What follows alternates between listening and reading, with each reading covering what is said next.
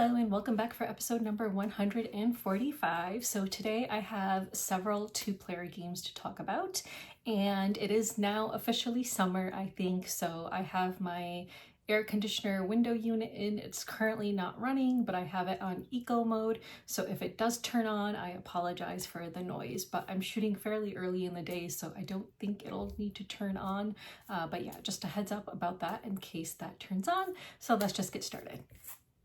Let's talk about Line of Fire Burnt Moon. So this is a 2025 game for two players designed by Trevor Benjamin and David Thompson, and the art is done by Leonard Dupont, and it's published by Osprey Games. And this is a review copy which I received from Osprey Games. Now this is a war game, an area majority game, and a deck building game. So each person is going to have some, so you're going to have your tiles back to back with the other person's tiles. So I'll have a picture up here so you can kind of see what that looks like.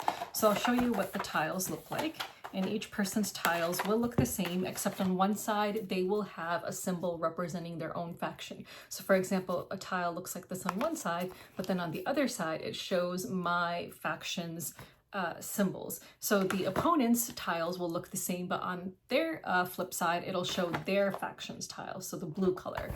So you have 5 different tiles, and you're going to shuffle these at the beginning of the game and then place them, as I've shown here in the picture, so randomly placed.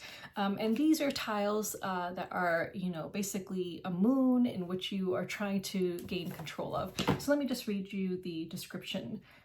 So it says that, let's see, a group of black hat hackers known as Positwid plots to hijack the moon Io and hold the entire Jovian power grid to ransom. Standing in their way are the ultra-corporate LFA, the constructors of the lunar energy facilities. Both sides have engaged in a fleet of ROV, advanced remotely operated robots, to battle across the treacherous landscape. The machines are activated. Initiate combat sequence. The battle for Io has begun. So basically, yes, you are battling to take control of this moon, and you are measuring control by seeing how many robots you have on each side, whether you have control over the specific tile in front of you, and you're going to be counting up the cards, the robot cards you have, which are ready or activated, plus like the control that is indicated on a tile. And if you have a fortification on your robots, then that will give you another point for control. And so yeah, you're basically playing different kinds of cards, and it's a deck building game. So you're, building up your own deck of cards with different kinds of cards in order to gain control of various tiles. The game will end immediately once someone has 8 control points. So if at the end of someone's turn, someone has 8 control points, even if they were the first person to go in that round, the other person won't get a chance to go, and the game will immediately end. And there's another way in which the game can end as well. So let me just, the other way that the game can end is every lane is free of your opponent's Moss type ROV robots. So I just want to show you some different types of cards and explain how this kind of plays. So you're going to start the game with 9 cards in hand. So the 9 cards you'll start with have numbers with asterisks on each side of them. And you'll see that there are different types of cards. So in this game, there are like robot type cards and there are personnel cards. So robots have different symbols. And like, for example, this is a robot and it has that symbol. It's a Moss A robot. And this is a robot, but it has a different symbol, as you can see. And this is an XCD robot. And then there are personnel cards, and personnel can look like this. And it has like a little person symbol. And that's what a personnel card might look like. So each player will start with 9 cards in hand, and then you're going to have 12 different stacks of cards. Those have different types of cards in them. So those are comprised of different personnel cards and other types of robot cards. And each card has a force type, either A or B, except for some of the cards. Some cards don't have those.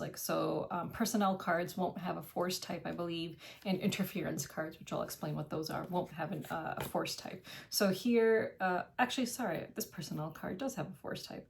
So here is a personnel card. So they can affect different types. So they can affect different types of force cards. So it'll indicate what kind of a force it can affect. So here is a personnel card, and this can only affect force A type cards. But let me show you a robot. So here is a robot that is force A. So it'll have a big A over here, whereas if you have a robot that is force B, it'll show a B. So the two forces in this game are A and B.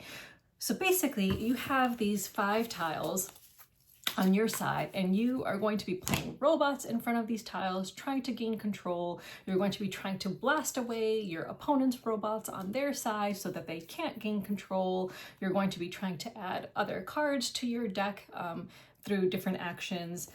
So one of the important things to keep in mind is, like, when you place a robot on your side in order to try to gain control, that is a deploy action. So I'll just go over some of the basic actions you can do. So the first phase of the game is your drawing. So first of all, each person is going to place a robot to start the game on their side of the moon. And then after that, going forward, you will follow the sequence. You will draw cards. You'll draw 4 cards into your hand.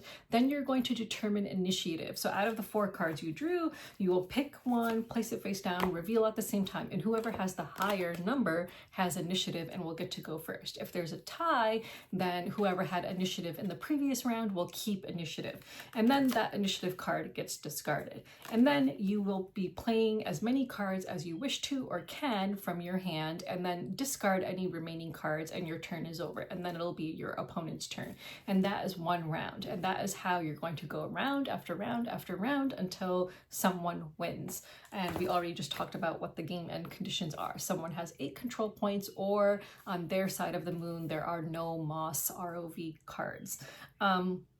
So in order to play a card, with robots, you can do 3 different things. So you can, 4 different things. So playing an ROV card, a robot card, you can either deploy that card and place it in front of one of the 5 lanes of the moon. So these are called lanes. You can activate, so you can perform an action with a matching ready deployed ROV card, then discard the played card. You can ready a matching deployed ROV card that has been disrupted, then discard the played card, or you can hunker down, return the played card to your supply. And a supply, again, is those 12 stacks of cards from which you can then choose cards when you play a certain action. I believe that action was called command. Yeah, that allows you to, no, not command, sorry, bolster. That allows you to take cards from your supply and add them to your discard so that they can eventually end up in your hand. So when you're playing robot cards to a lane, you have to pay attention to force. So there's 2 things you have to pay attention to. Force, you can only have 1 force type in a single lane. So if you already played an A force robot in 1 lane, you cannot now play a B force robot in that same lane.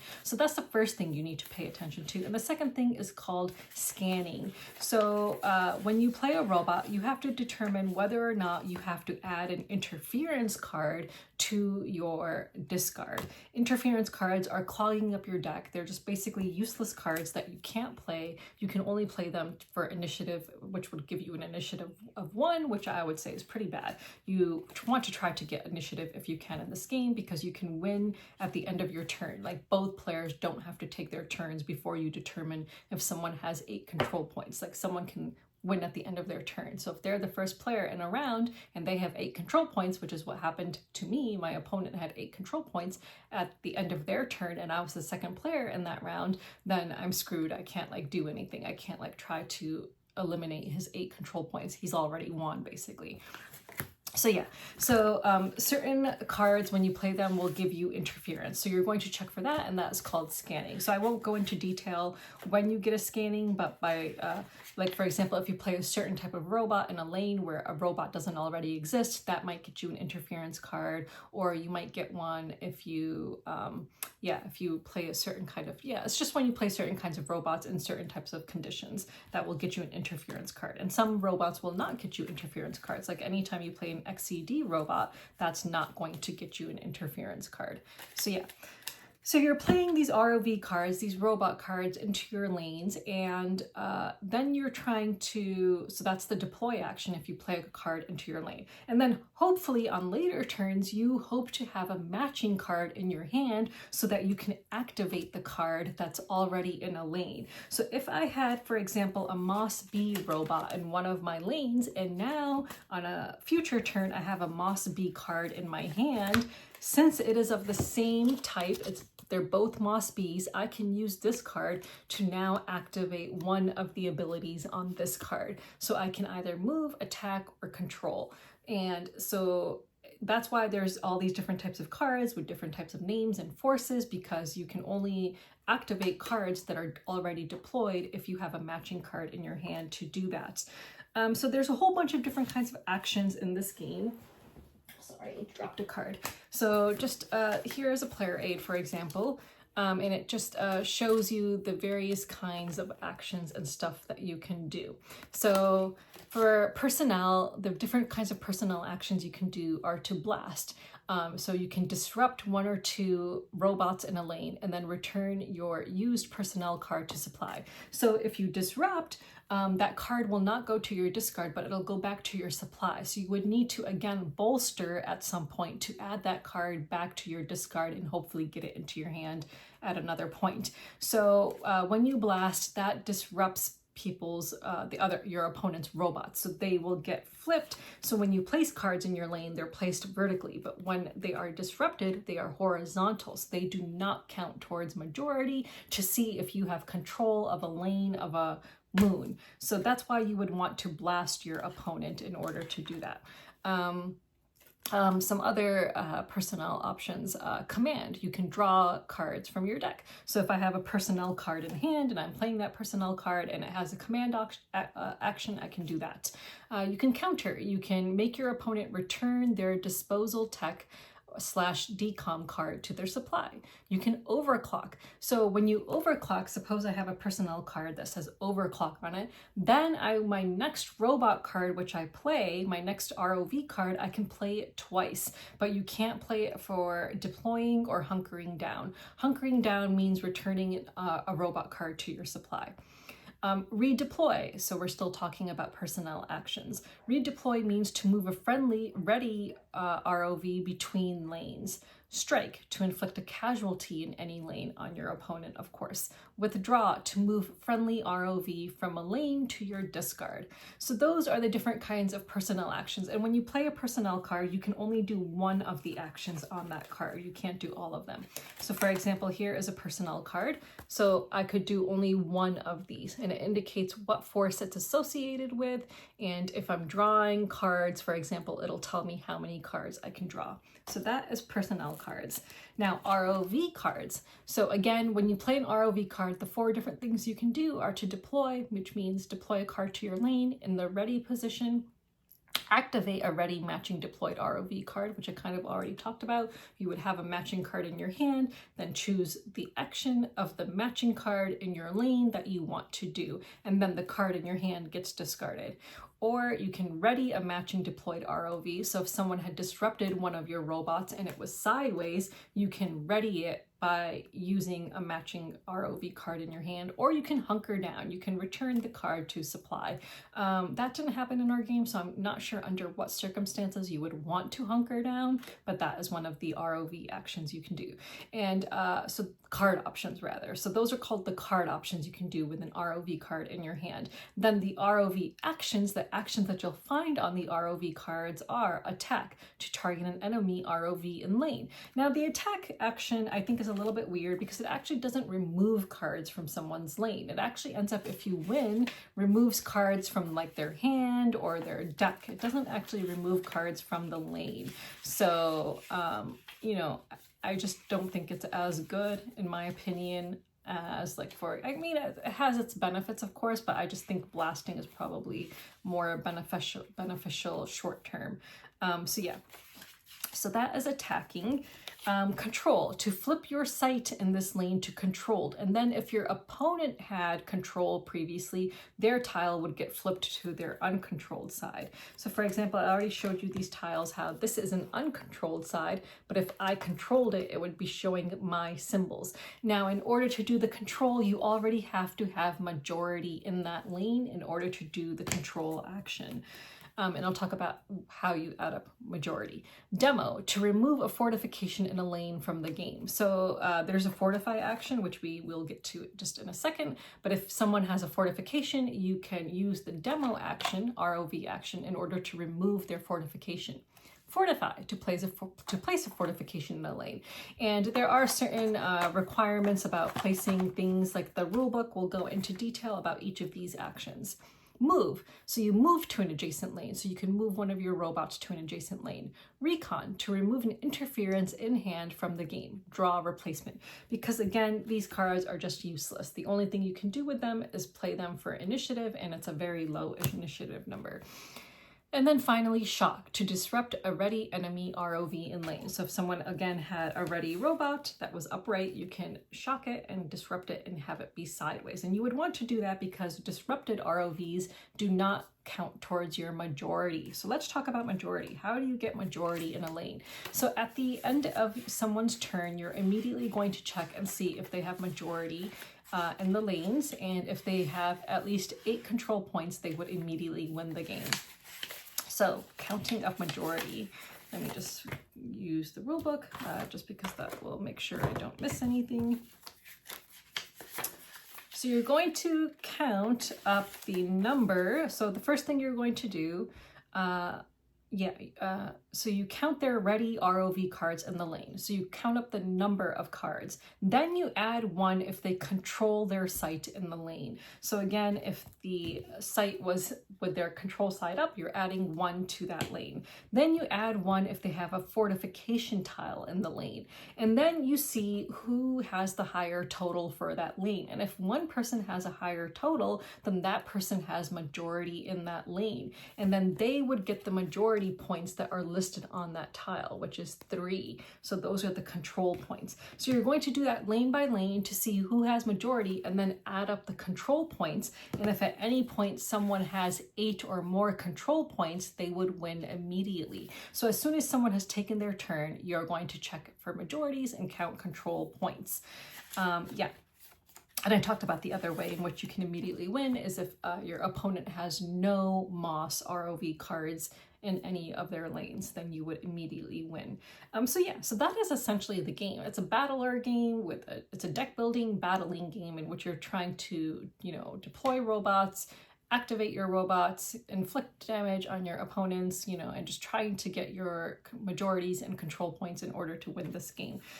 So I only played it once. I do need to play it again and try to do better because I would say I lost pretty quickly, so definitely want to play it again. But yeah, it's got very cool artwork. It's a very cool game. If you've played the Undaunted series, I believe it's the same designers as the Undaunted series, so I think that you would enjoy this if you enjoyed Undaunted. I think I've only played 1 or 2 Undaunted games. I think I played Undaunted Normandy and like some other version, I believe. But yeah, I believe it's the same designers, and I believe they're turning this into a series, hence the Line of Fire Burnt Moon. So I'm pretty sure we're going to see more Line of Fire games. Yeah, and it's just a nice portable game with nice packaging. It comes in this like nice magnetic box with each player having a tuck box with their cards and their tiles in it and their fortification tiles. I will say the only complaint I have about this game is I think it could have done with better player aids. It came with 4 of these identical cards, which makes no sense. Unless this was somehow a mistake in my copy and you were not supposed to come with 4 identical cards. But I think that they could have done with maybe 2 big player aids that describe the actions in a little bit more detail, because I did find myself having to refer to the rule book time and time again while playing this game. I think if you play it enough times, then you might, the rules might become ingrained, and, so you won't have to refer to it as much. But for a first play, I think you're going to be referring to the rule book a lot, and the player aids don't have enough information on them. Like, it doesn't tell you the conditions in which you can do certain actions, and there's always conditions with certain actions. So yeah, so you definitely need to check the rule book the first time you play as you're taking your actions. But yeah, so it's a nice, fun battler game, deck building game. So if that sounds like something you're interested in, then you should definitely check it out. And thank you to Osprey Games for sending me this early review copy. So let's move on.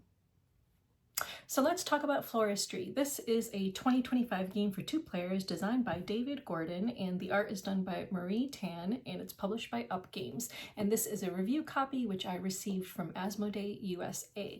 Now this is a Dutch auction game, which I don't think I've ever played a Dutch auction game before, and a tile placement game. So you do need an app for this game, and unfortunately I use my phone to shoot my videos, so I can't show you what the app looks like, but it comes with a QR code, and you go and you download the app, and it basically has like a timer on it, and then each person starts with 30 money, and you are going to both put your fingers on the ready button at the same time and let go at the same time, and then the timer starts. And as the timer is going, you and your opponent have the opportunity to click and secure your bid for the tiles which are on draft at that point in time. So there's always going to be 4 tiles which will be drawn from the bag first. So you'll see what's on, what's available that is being bid on, and then as the timer is going, the coins on each person, the bid starts at 5, and then it goes down to 4, then 3, then 2, then 1. And if no one bids, the tiles go away. That didn't happen in the game I played, so obviously someone is going to bid on the tiles, but basically, it starts at 5, and then the first person to hit the button will get the tiles. So you're going to get 3 of the tiles and then leave 1 for your opponent. So each person is going to have a frame that looks like this, and then it has a score tracker that goes around, and each person will have a cute little kitty pawn to keep track of their score at the end of the game.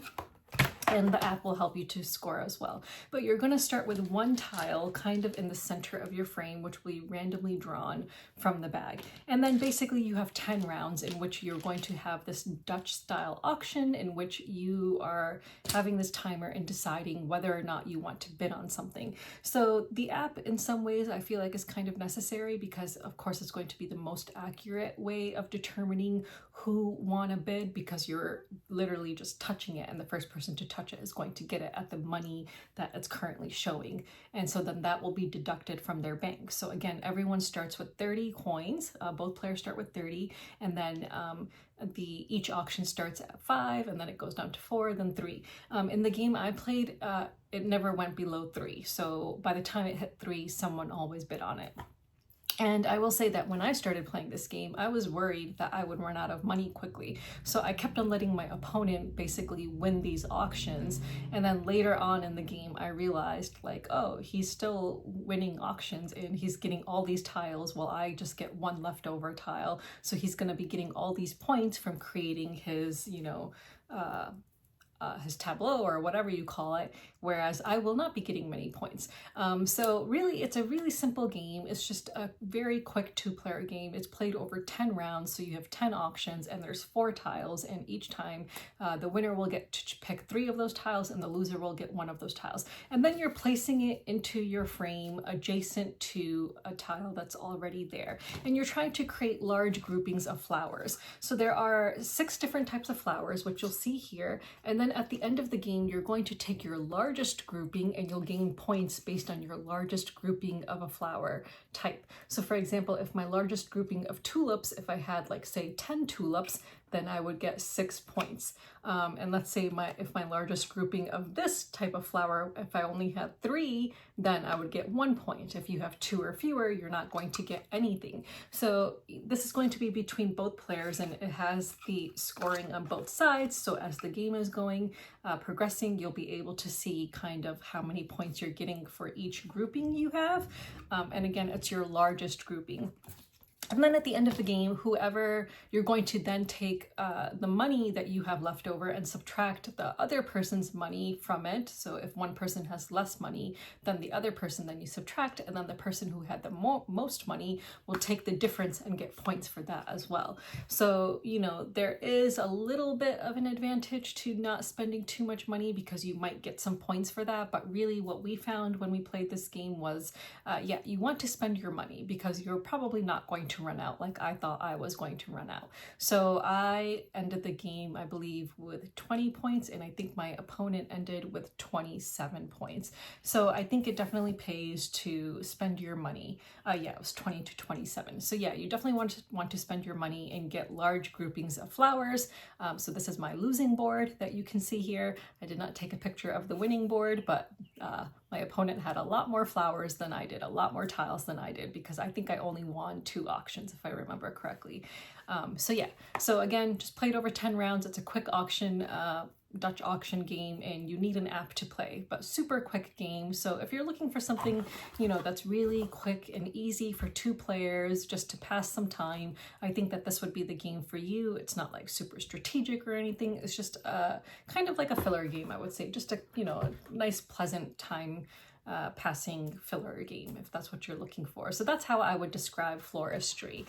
So yeah, and it has cute little cat pawns in it to keep track of score at the end of the game. And the app will walk you through the scoring. But again, super quick, super light game. So if that's something that you're looking for, then I would check out Floristry. And again, thank you to Asmodee USA for sending me a review copy of this game. So let's move on. Another 2-player game I played recently is Classified Information. So this is a 2025 game designed by Justin Gunnell and is published by IncrediQuest Games. Now this is a deduction game for 2 players. So this is the Kickstarter edition, and this is a review copy from the publisher. So this is a hand management deduction game. So again, this is the Kickstarter edition, which is why it comes with this big box. Kickstarter Deluxe Edition, but I think if you ordered just the, or you could back just the regular game, it would come with these like little tuck boxes, which I'm just about to show you, that would have like basically the whole game in it. I'll show you. So for example, here is a little tuck box with one whole game inside of it. So inside of this, you're going to see different cards. And this is magnetic. It's really nice. It's actually like a magnetic tuck box. Like, how cool is that? That's really nice. And all the rules and everything for the game itself are on here. If you want like a really portable like deduction game, that you could just take this with you. And yeah, you might need 2 markers still just to kind of help you keep track of things. So you will be using dry erase markers on these cards, these cipher wheels. So each person will have a cipher wheel which they keep hidden, in which they're keeping track of their opponent's information. So you're going to shuffle these cards, and then each person is going to get a suitcase which they're going to keep hidden from their opponent. And the suitcase has its number and then its code number. So each card is going to have a code number that has 1 number higher and 1 number lower. And you're basically kind of trying to deduce your opponent's suitcase number and code number and play certain cards in front of you and have a card remaining in your hand at the end of the game that will show that you knew what your opponent's code number was. So there's different kinds of cards, and you're going to be dealt, I don't remember how many cards you're dealt, but there's going to be some cards which are removed from the deck and placed face down, and obviously that's done so that you can't count cards. So you don't want to be able to count cards in this game, so some cards are going to be removed. And as an action, you can even place a card down in that classified pile as an action of yours, preventing your opponent from getting information, but you would be spending a whole action to do that on your turn. But at the beginning of your turn, you're going to draw 1 card, and you have, I believe, 2 cards in hand when you do that, and then you decide which card you want to play. And so you can play cards for their actions, in which case they would get discarded, or you can play a card in order to place it as a guard in front of your suitcase. So some cards have, so these cards have different symbols on them. So for example, if it shows this shield, it's a guard card and you can play it in front of you as long as the number on this card matches one of the numbers of the code of your suitcase. Then you would play it as a guard face down. You have these cards which you can assassinate your opponent's guards. So if you see a dagger, then that's an assassinate card in which you would try to kill one of your opponent's guards. Or you have these sentinels which you can play as either an assassin card or a guard card. But the same rules apply for guard cards with the numbers and everything like that. So you're continuing in this fashion until the draw deck is empty, and then each person gets one more turn, and then you're going to have one card left in your hand. That one card left in your hand needs to have like a number matching with your opponent's code. Let me just read the exact rule because it's a little bit confusing. So end of game. So again, you're going to be playing cards, guarding your suitcase, trying to eliminate the guards of your opponent. And these cards have different actions on them as well, and you can play them for actions. So for example, I'll just show you an example. Here's an action card, Wheel of Fate. So if I did not play this as a guard because it has a shield, and I could play it as a guard, but if I played it for its action instead, I would do the action and then discard it. So this card says, flip one of your guards face up. Opponent must tell you if that guard's number is in their code. So there are cards, all these cards have different actions on them that you can play for the action itself instead of using it as a guard or whatever. But at the end of the game, each player is going to have one card left in their hand, and that will determine whether or not you win. So it says determining the winner. Check to see whether the card number on each player's final card matches any number in their opponent's code that does not match the card number of any guard in front of their opponent's suitcase. So that determines whether or not you win. And then it says, if neither player has an unguarded match, then the player with the most guards win. If both players have the same number of guards, the game ends in a tie. If only one player has an unguarded match, that player wins. If both players have an unguarded match, then the player with the most guards wins. If both players have the same number of guards, the game ends in a tie. So basically, knowing this, I had actually figured out my opponent's code pretty early on. Like I had played 2 cards for their actions, which really helped me to determine what my opponent's suitcase number was and what their code was, the 3-digit number at the bottom of their suitcase. And again, it's always going to be one higher and one lower with the suitcase number in the middle. So I was able to figure out their number, and then based on the last 2 cards I had in hand, I had to determine which card to play that would allow me to win, because it's not enough that you just know their code number. Like, winning depends on the final card you have left in your hand. So there is an element of luck because, you know, depending on the cards that you started the game with, the cards that you're drawing, like it's possible that you might not win even if you figured out your opponent's code. Like I think that's probably possible, but I was able to win because from the 2 remaining cards I had, I played one as a guard, giving me an extra guard, and which is why I won. So because the only reason I won was because I had more guards than my opponent. So yeah, so that's basically it. And again, this deluxe version comes with different tuck boxes that have different cards with different actions on them. So I only played 1 box so far, so I can't say how the actions in the other boxes are, but they're all essentially the same. They look like this with 2 cipher wheels in them for you to keep track of your opponent's suitcase number and code and stuff, and cross out information as you get it.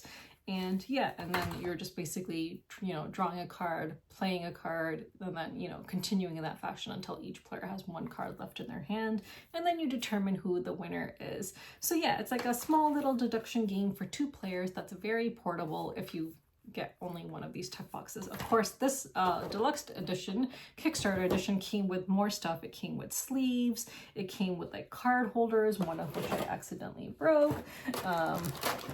And I'm not sure what these are for, but like it came with 5 actually suitcases. So I'm not sure what you're supposed to use those for.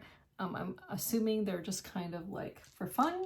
So I actually just used it in front and put it on top of my suitcase to show that, oh, that's my suitcase card.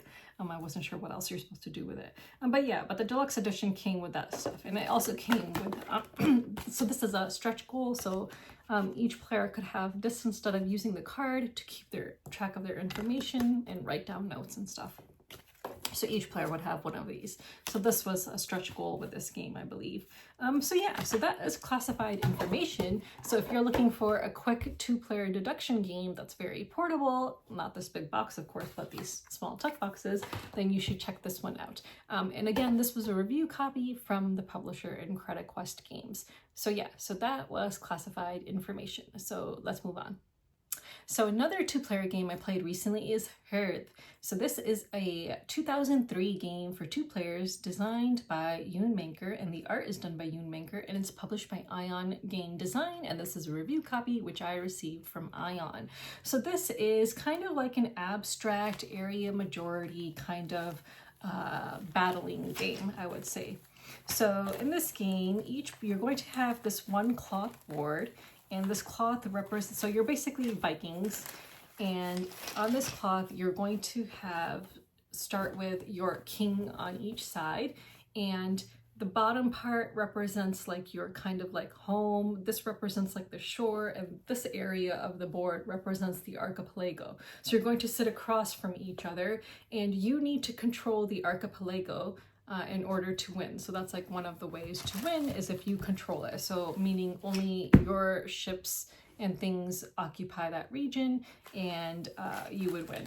And I believe there are several different ways in which you can win. I think one of the ways you can win is if you manage to get the other person's king off of the board. Now this game is supposed to be played several times, and you're actually supposed to get points for depending on the way in which you win. I only played this game once, and so yeah, so we didn't play it multiple times, but the way in which I ended up winning was actually having the other person's king removed from the board. So basically you have these pieces.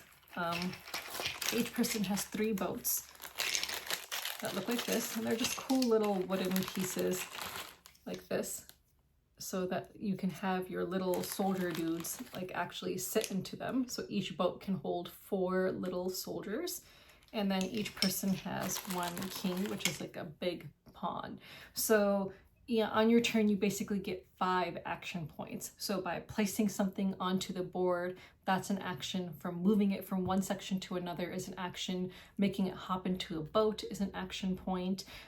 So yeah, so and if you move into territory that you've just explored, meaning there was no other of your pieces already there, then you have to end your like movement there. So like if I moved into a new section, for example, like suppose I was here and then I moved up here and I didn't already have any of my pieces there, then this boat's movement would have to end there. I can't continue to move onwards. So yeah, so you're basically just moving and positioning yourself strategically in order to eliminate your opponent. So the way you go to battle is like on my turn, if I were here, and as one action I could have my boat positioned across this line, and if my opponent were here, that would mean that after I've taken my 5 actions, I'm going to battle my opponent here. And then you see who has majority. And then the person without majority is going to have to remove their pieces, and sometimes permanently. So if you had like a soldier not in a boat but off by itself, and your opponent had majority, this piece would then just get removed permanently to Valhalla, so you would not be able to use it again. So having your soldiers just float around by themselves can be a little bit dangerous in this game.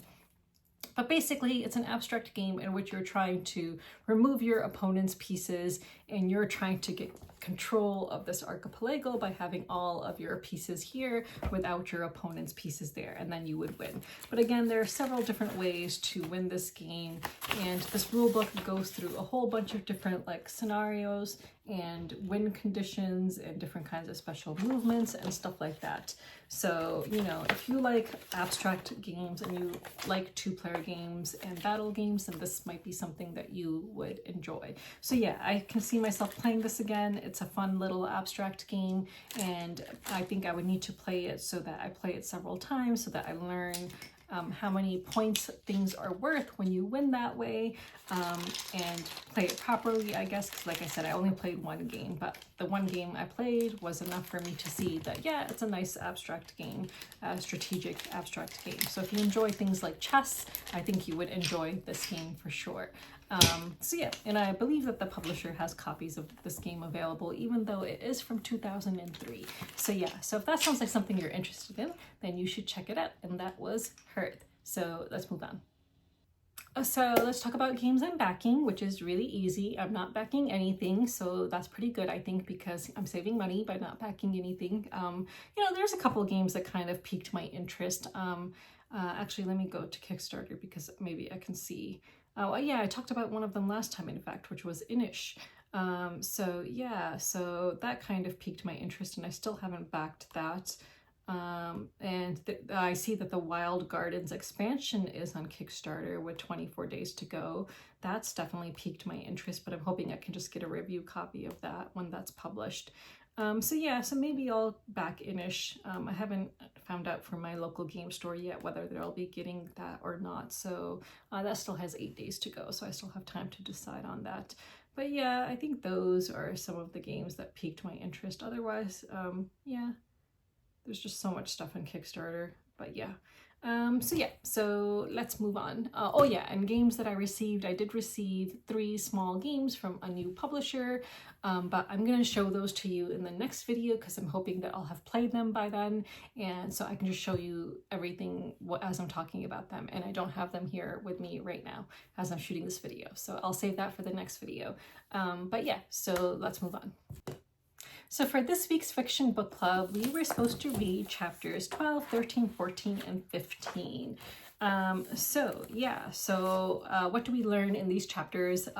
It's pretty much a lot of the same. Just, we learn that Thimble starts cooking his cinnamon rolls and these things called thimblets, which attracts more people into the shop. So that's nice. What else do we learn? At the end, like in chapter 15 is where you just start to see a little bit more action with Lack and Kellen, I think is that person's name, coming into the shop and just being a bit intimidating, because they want their money and stuff like that. But otherwise, not too much going on really still. It's just it's just like, I can't believe we're this far in the book and there hasn't been like too much action. Like it's still just a lot of just the daily goings on of a coffee shop. So just like, you really feel like you're just observing just mundane life kind of in a coffee shop in a fantasy village. So, it really is like just reading a story about a coffee shop where you just kind of go there every day and just kind of sit by and observe people and what's going on. And so it's kind of like almost like real life. Is, if you have a favorite coffee shop that you go to every day, I mean, you're not going to see major drama happening in this coffee shop every day. You're not going to see, like, unless it's a really crazy town, I guess, but you're not going to see like a lot of drama every day. It's just people going about their daily lives, having their daily coffee, maybe studying, maybe reading a book, whatever, popping in for a little bit and then leaving. And I feel like that's what this book is. Like, I feel like we're just observing daily life in a coffee shop in this fantasy setting. And yeah, and the only thing that kind of makes it a little bit interesting is that they're fantasy creatures. So, but yeah, so hopefully we'll see a little bit more action in a little bit, I hope. But so far, not much action still. So for next time, read chapters 16, 17, 18, and 19. So read those 4 chapters for next time, 16, 17, 18, and 19. And hopefully we'll see some more action. And I mean, we'll be done with this book before we know it. Like, it's pretty fast reading. But let me know what you think so far. But yeah, it says, oh, I guess we should have known that there wouldn't be so much action because the back of it says a novel of high fantasy and low stakes. So I guess we should have known that there wouldn't be too much happening. It says, one of the reviews is, take a break from epic battles and saving the world. This is my new comfort read. A big-hearted story about the small things in life. Yeah, so I think that that's what this is supposed to be. So I think it's supposed to be like this. So maybe I should stop waiting for some big action to happen. Maybe we're just supposed to just see the daily life of characters in a coffee shop and that's it. And like no major drama. So yeah, so for next time, read those 4 chapters and let me know what you think so far in the comments below. So let's move on.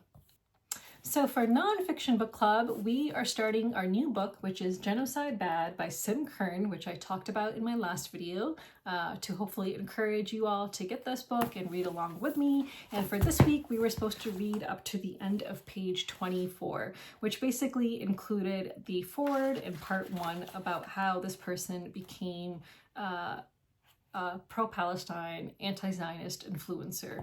But there are a few things which I highlighted, which I thought were interesting in the foreword and the parts that we did read. So this person is talking a lot about their background and what makes them an authority or someone to write this book and why people should read this book.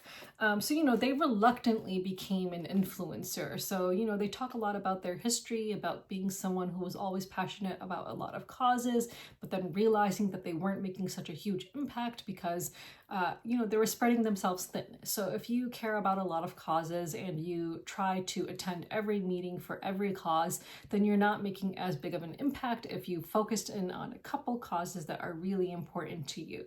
But I think that that's why it's really important in this world for everyone to have things that they're passionate about, causes that they care about, because everyone can't care about everything. So if there are some people who are really passionate about the environment, some people who are really passionate about Palestine, some people who are really passionate about animals, then, those people who are really passionate about certain things can really hone in on that thing that they're really passionate about and hopefully make a difference in that thing. So anyway, so it was really interesting to learn about how this person became like this influencer in the pro-Palestine community.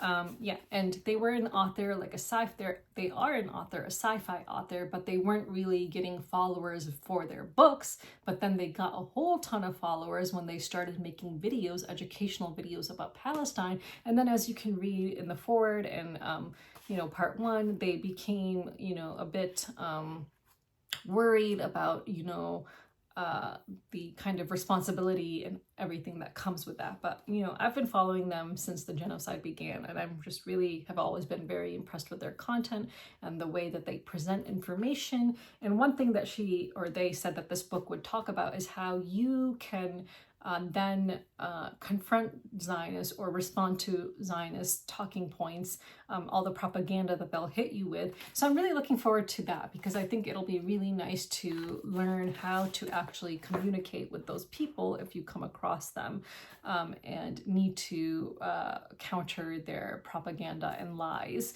But they also mentioned in this book that, it's not worth it to respond to comments on Instagram posts or YouTube videos or in news articles and things like that, because those people are often trolls or bots and you can't reason with them. So when they're talking about, countering Zionist propaganda, they're basically talking about within your own community and your own friends and family and so on, and getting the word spread that way. So really helpful, I think it was, to read the foreword to just kind of get that basic information as well. So I just want to read a couple things which I highlighted. So in this book, they wrote in the foreword, many Ashkenazi Jews in the U.S. Know little about our history in Europe prior to the Holocaust. That ignorance is intentionally cultivated by Zionist historical institutions because a deeper appreciation of our European roots would disrupt their propaganda. That is a really interesting point that I never thought about. So that really stood out to me when they said that, like how it seems so obvious actually that, all these Ashkenazi Jews would know very little about their European history because that goes against the claim that they are indigenous to Palestine and that Palestine belongs to them, which from reading the 3 previous books we've read, we know that that's not the case. It does not belong to them and they are not indigenous to Palestine. At least these Ashkenazi Jews who've been in Europe for like hundreds or, 1,000 years or more, they are not indigenous to Palestine. And then, in the section called What is this book? They wrote, but our society is not particularly logical or moral. Zionists have successfully obscured genocide bad beneath a dense web of propaganda that many people remain confused about what's going on. Even after a year of the most well-documented live-stream genocide in history, even after the UN has found Israel's warfare consistent with genocide, and Amnesty International has concluded that Israel is committing a genocide against Palestinians in Gaza, most Western journalists still refuse to use the word genocide in their reporting. And in the US, where dozens of billions of our taxpayer dollars have purchased the US-made bombs that have blown tens of thousands of Palestinian children into pieces, burned them alive, and buried them beneath rubble, many of my fellow citizens asked throughout the last election, but is genocide so bad, and what does it have to do with me? So I basically just highlighted that whole paragraph because I just thought it was important. Like, you know, it just shows that there's an ongoing genocide and how people still just don't care and wonder what it has to do with them. Like, insane. Yeah. Then I highlighted some of the last stuff in that forward. It says, Gaza is the last stand of an indigenous people resisting the death cult of an empire that threatens all life on Earth. The weapons manufacturers and petrochemical shareholders who are profiting off the Palestinian genocide are the same group of elites dooming all life on Earth to extinction through runaway climate change caused by burning fossil fuels. The struggle to free Palestine is inextricable from every other liberatory struggle on Earth. In short, if we can free Palestine, we can free the world. And if we can't free Palestine, we're all fucked. Like, how very true is that? I'm gonna be back in a second because I think I heard the doorbell ring. Okay, I'm back. Someone was at the door. So that paragraph that I just read, you know, that goes along with the lines of, I think the saying is, we're not liberated until we're all liberated, or something along those lines. You know, it's talking about collective liberation, and I think that that's so true. And I hope that people are seeing that more and more. But of course, the people who are going to see that are the people who are already inclined to care about these things and inclined to care about liberation and freedom and, you know, equality for all. People who are not inclined towards those things are actually not going to realize that everything is connected, and they're not going to care. And then we go to part 1, how I became a reluctant influencer for a free Palestine.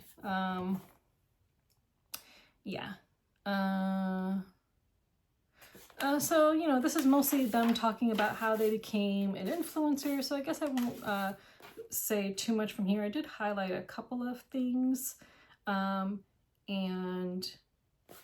one of the things I highlighted was on page 11. So they wrote that advocating for Palestinian liberation takes a serious toll on your career. You may find professional opportunities evaporating all around you, but rarely will you be told the reason why. And I think that that's so important because so many pro-Palestinian people, anti-Zionist people have lost you know, jobs, have lost opportunities. I feel like my own business in the board game industry, you know, my content creation has been affected. I haven't been booked for an overview video in a long time. People who I thought were my friends in this industry have ghosted me, including someone who's half Arab who owns a publishing company and even took down a video that I had made from the campaign page after originally posting it. Like, you know, that was months ago. Like, these things I think are inevitable when you are someone who's outspoken against a genocide, which people still see as controversial, even though they should not see it as controversial. Like, speaking up against genocide should not be controversial, and it should not cause people to lose opportunities. It should actually do the opposite. It should show you like, oh wow, this person actually cares about humanitarian issues and they actually are a good human. You know, maybe I should give them business, but in fact, it does the opposite in a world controlled by Zionists.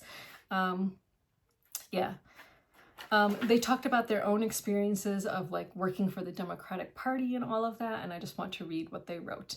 They said, I started to understand why phone banking for Democratic Party candidates would never end forever wars, or secure universal health care, or deliver the climate solutions the world so desperately needed. Voting blue, no matter who, couldn't even stave off fascism, as the DNC has claimed they were doing in each election of my lifetime, because those same Democrats were simultaneously pursuing fascist policies like mass deportation, mass incarceration, criminalizing protest, and building the cop cities that are taking us further into an authoritarian state. Like, just goes along with whatever I've been saying time and time again. Like, the Democratic Party does not care about you, and they are also a fascist party. So, yeah. And they end that section with saying that they, I sleep soundly, tired out, and knowing that I'm doing something important with my life. And since they've become outspoken about Palestine, they have forged truer friendships. While the friendships that, you know, of people who don't care have fallen, you know, and gone away. And yeah, so true. And that has been the same for me. Like, I've noticed that, you know, I don't know if I talked about it, but one of my best friends who claimed to be anti-genocide ended our friendship of many, many years because she was upset at how I voted for Jill Stein and blamed the election, Trump winning the election, on me, even though we both live in New York State. Like, you know, so you really learn who your true friends are and what your friends' values are when there's a genocide being live streamed and you see that people are actually not caring about that genocide.